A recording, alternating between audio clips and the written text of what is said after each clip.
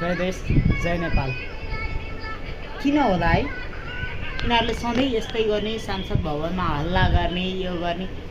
यत्रा मुद्दाहरू छन्, यत्रा छन्, नियम कानुन बनाउन पनि सधैँ यसरी नै चल्छ त।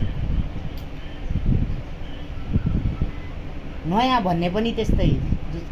उदाहरणका लागि हर्क राज राई के हुनुभयो उहाँ?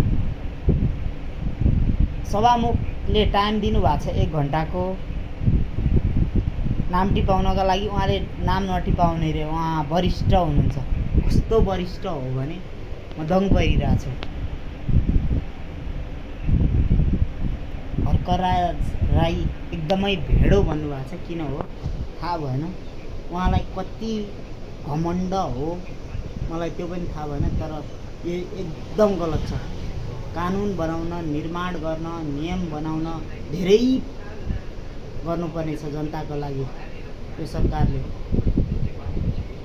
डिस्टर्ब अथवा हल्ला नगरिदिनु होला, धेरै बनाउन पर्ने छ। हर्कराज राईले धेरै नै गर्नुभएको छ। ती पुराना पार्टीले भन्दा नि बढी गर्नुभएको छ उहाँले। अलिकति नयाँ बनिदिनुहोस्, संयमता अपनाइदिनुहोस्, यति हो मेरो। हर्कराज राई, जय देश जय नेपाल। देशको विकासमा जुट्नुहोस्।